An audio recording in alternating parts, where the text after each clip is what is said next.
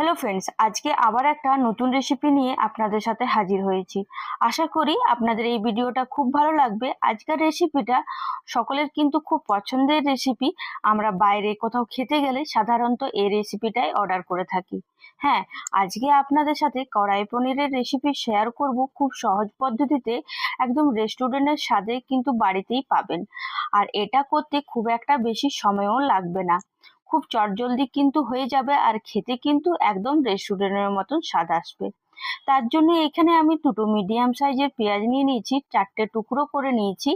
এরপর হাতের সাহায্যে হালকা করে দাবলেই দেখবেন পেঁয়াজের ওপরের অংশটা খুলে আসবে, খুব সহজেই কিন্তু বেরিয়ে আসবে। আর আমরা কিন্তু পেঁয়াজটা দু ধরনের কাটবো, এখানে আমি একটা আপনাদেরকে দেখালাম, আর আমি আর একটা বড় সাইজের পেঁয়াজকে বেশ ছোট ছোট করে টুকরো করে কেটে নিয়েছি, কারণ ওইটা আমাদেরকে ভাজতে হবে। আগে আপনারা দেখতে পাবেন ওইটা কিন্তু আমি আগেই কেটে রেখে নিয়েছিলাম। এরপর এখানে একটা বড় সাইজের ক্যাপসিকাম নিয়েছি, ক্যাপসিকামটাকেও ঠিক আমরা এইভাবেই কেটে নেব, খুব বড় না তবে আবার খুব ছোটও না। এরপর আমি এখানে 500 গ্রামের মতন পনির নিয়েছি, পনিরটাকেও আমরা কেটে নেব। আপনারা যদি চান তো কিউব করেও কাটতে পারেন বা লম্বা করেও কাটতে পারেন, আপনাদের পুরোপুরি নিজেদের মতন করে কেটে নিতে পারেন।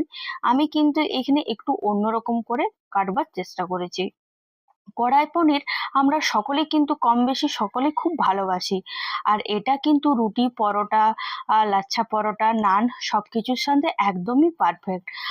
আমি কিন্তু এখানে পনিরটাকে একটু অন্যরকম করে কাটার চেষ্টা করেছি, আপনারা যদি চান তো এভাবেও কিন্তু কাটতে পারেন। এরপর কড়াই পনিরের জন্য একটা মশলা তৈরি করব, তার জন্য গ্যাসে আঁচ অন করে একটা ফ্রাই প্যান চাপিয়ে নিয়েছি। তার মধ্যে 1 চামচ গোটা জিরে, 1 চামচ গোটা ধনে, 7-8টার মতন গোলমরিচ, 1 চামচ মৌরি আর দুটো শুকনো লঙ্কাকে লো টু হাই মিডিয়ামে ভালো করে আমরা ভেজে নেব। দেখুন এখানে আমার খুব ভালো করে ভাজা হয়ে গেছে। এরপর একটা পাত্রে আমি ঠান্ডা হওয়ার জন্য রেখে নেব। সঙ্গে সঙ্গে কিন্তু আমরা মিহি করে পেস্ট তৈরি করব না, একটু ঠান্ডা হয়ে যাওয়ার পর আমরা কিন্তু পেস্টটা তৈরি করব। এরপর গ্যাসের আঁচ অন করে একটা ফ্রাই প্যান চাপিয়ে তার মধ্যে 3 চামচ সরষের তেল অ্যাড করে দিলাম, আর তার সাথে কিছু গোটা মশলা যেমন একটা শুকনো লঙ্কা, একটা দারচিনি, একটা তেজপাতা, দুটো এলাচ, দুটো লবঙ্গ অ্যাড করে যে মিহি করে পেঁয়াজটা আমি কেটে রেখেছিলাম সেই পেঁয়াজটা এখানে অ্যাড করে দেবো। 2-3 মিনিট ভালো করে আমরা নাড়াচাড়া করে নেওয়ার পর যে মশলাটা আমরা ভেজে রেখেছিলাম সেই মশলাটা আমার এদিকে ঠান্ডা হয়ে গেছে। এরপর এই মশলাটা ভালো করে মিহি করে আমি পেস্ট তৈরি করে নেব। আর একটা মশলা তৈরি করব, তার জন্য দুটো কাঁচা লঙ্কা অ্যাড করে নিলাম, তার সাথে কিছুটা রসুন আর একটু আদা অ্যাড করে দিলাম, আর একটু সামান্য জল দিয়ে ভালো করে মিহি করে পেস্টটা তৈরি করে নিয়েছি। এদিকে আমার পেঁয়াজটাও খুব ভালো করে ভাজা হয়ে গেছে, পেঁয়াজটা নরমও হয়ে গেছে, আর তাছাড়া পেঁয়াজের গায়ের কালারটাও একটু চেঞ্জ হয়ে গেছে। 4-5 মিনিট লো টু হাই মিডিয়ামে ভালো করে পেঁয়াজটা ভাজলেই কিন্তু দেখবেন পেঁয়াজের কালারটাও চেঞ্জ হয়ে আসছে।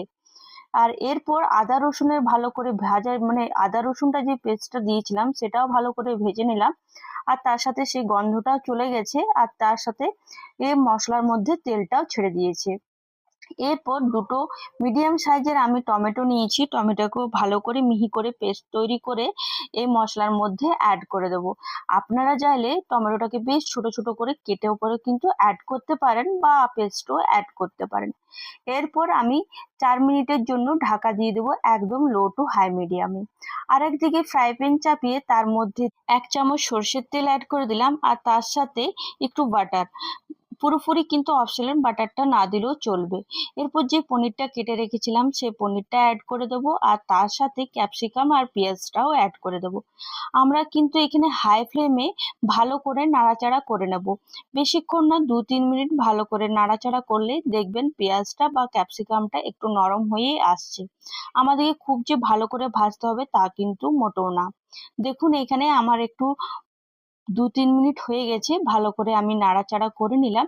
এরপর যে ভাজা মশলাটা আমরা তৈরি করে রেখেছিলাম সেই ভাজা মশলাটা কিন্তু এখানে 1 চামচের মতন অ্যাড করলাম। আপনারা যদি চান তা আরেকটু কিন্তু অ্যাড করতে পারেন। এরপর আবার 1 সেকেন্ডের মতন ভালো করে নাড়াচাড়া করে গ্যাসের আঁচ বন্ধ করে এক সাইডে রেখে নেব। এদিকে আমার 4 থেকে 5 মিনিট হয়ে গেছে, ঢাকা খুলে নিলাম। দেখুন মশলা থেকে তেল ছেড়ে এসছে আর খুব একটা ভালো গন্ধও বেরিয়েছে। আশা করি আপনাদের সকলের ভালো লেগেছে। আর যদি ভালো লেগে থাকে তাহলে অবশ্যই কিন্তু একবার বাড়িতে ট্রাই করে দেখবেন। খুব সহজেই আপনাদেরকে আমি এই ভিডিওটা দেখালাম। এরপর এখানে কিছু মশলা অ্যাড করব, যেমন হাফ চামচ হলুদ গুঁড়ো আর 1 চামচ কাশ্মীরি রেড চিলি পাউডার, একটু সামান্য গরম মশলা আর একটু লবণ অ্যাড করে দিলেই হবে। আর কিছু বেশি মশলা কিন্তু এখানে লাগবে না। আর মশলা কিন্তু আমাদের আগে থেকেই খুব ভালো করে ভাজা হয়ে গেছে, তেল ছেড়ে এসছে। 2-3 মিনিট লো টু হাই মিডিয়ামে আমাদেরকে এই মশলাটা কিন্তু ভালো করে ভেজে নিলেই কিন্তু কমপ্লিট। এরপর যে পনির আর ক্যাপসিকাম আর পেঁয়াজটা আমরা ভেজে রেখেছিলাম সেটা এই মশলার মধ্যে অ্যাড করে দিলাম। এরপর আরো 1-2 সেকেন্ড ভালো করে নাড়াচাড়া করে নেব। আপনাদের যদি মনে হয় যে একটু জল দেব, সেই ক্ষেত্রে কিন্তু একটু গরম জল কিন্তু আপনারা দিতে পারেন। আর দেখুন এখানে মশলাটা, পনিরটা, ক্যাপসিকাম খুব ভালো করে আমার ভাজা হয়ে গেছে, তেলও ছেড়ে এসছে। এরপর আমি ওপর থেকে একটু ধনেপাতা কুচিয়ে অ্যাড করে দিলাম আর তার সাথে কসুরি মেথি হাতে ম্যাশ করে অ্যাড করে দিলাম। আর অবশ্যই কিন্তু কসুরি মেথিটা অ্যাড করবেন। আর সামান্য আমি যে ভাজা মশলাটা ছিল সে ভাজা মশলা অ্যাড করে দিলাম আর ফ্রেশ ক্রিম অ্যাড করে দিলাম। যদি থাকে তাহলে অবশ্যই কিন্তু ফ্রেশ ক্রিমটা অ্যাড করবেন। আর আপনারা চাইলে ওপর থেকে একটু আদাকে ভালো করে স্লাইড করে, মানে লম্বা লম্বা করে কেটেও কিন্তু আপনারা দিতে পারেন। তাহলে দেখবেন রেডি আমাদের এই কড়াই পনিরটা। আশা করি আপনাদের সকলের খুব ভালো লেগেছে। যদি ভালো লেগে থাকে তাহলে অবশ্যই একটা লাইক করে যাবেন আর তার সাথে কমেন্ট করেও কিন্তু অবশ্যই জানাবেন যে আপনাদের এই ভিডিওটা কেমন লাগলো। এভাবে পাশে থাকুন। অসংখ্য ধন্যবাদ। আপনারাই দেখে বলুন কেমন লাগলো আপনাদের এই ভিডিওটা।